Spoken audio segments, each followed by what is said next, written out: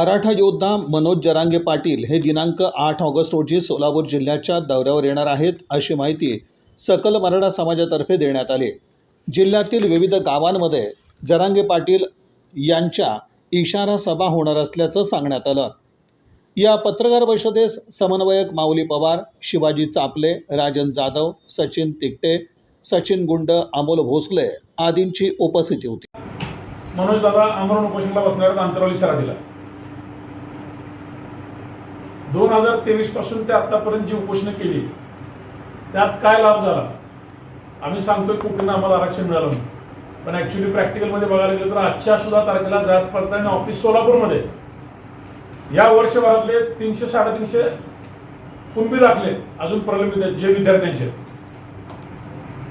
SC-BC आरक्षण OBCच्या धर्तीवर देतो म्हणून शासनाने GR करतो म्हणून महिन्यापूर्वी आश्वासन दिलं। मनोज दादा उन्हामध्ये उपोषणाला बसल्यावर स्वतः कॅबिनेट मंत्री राधाकृष्ण विखे पाटील तिथे गेले आणि OBC प्रमाणे सर्व सवलती SC-BC आरक्षणातल्या मराठ्यांना देऊ म्हटले, ज्यांची आता नोंदीच नाही सापडल्या त्या लोकांना SC-BC आरक्षण आहे मराठ्यांचे। तर तो अजून GR निघाला नाही। विद्यार्थ्यांकडून पूर्ण फी घेतली जाते।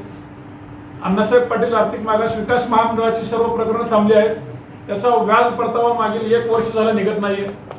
सारथीची इमारत हुमन उंच बांधून ठेवली, पण तिथे ज्या पद्धतीनं कोर्सेस पाहिजे, UPSCच्या MPSCच्या विद्यार्थ्यांना ज्या पद्धतीनं फंड्स द्यायला पाहिजे, PhDच्या विद्यार्थ्यांना ज्या पद्धतीनं फंड्स द्यायला पाहिजे, MSCITच्या माध्यमातून 80,000 विद्यार्थ्यांना प्रशिक्षण द्या म्हणून सांगितलं। 2 महिने प्रशिक्षण झालं, पुढच्या 4 महिन्याचं प्रशिक्षण थांबवलेलं आहे।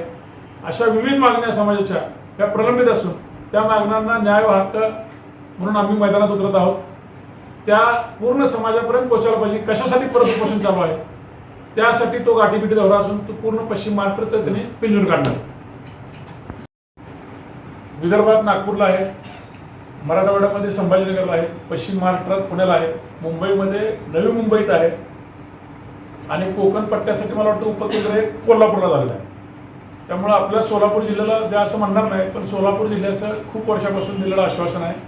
पत्रकार बांधवांना माहिती, मी जास्त डीपमध्ये बोलणार नाही, वसतिगृहाचं जे आश्वासन आहे, जे आपण जागा फायनल केली ती पत्रकारांचा आणि समाजाचा संघर्ष बघून आपण ती जागेतनं माघार घेतली। आज पत्रकारांची घरं होते, पण आमचं वसतिगृह अजूनही प्रलंबित आहेत। पत्रकार बांधवांनी त्या विषयावर पण लक्ष द्यावं अशी मी विनंती करतो।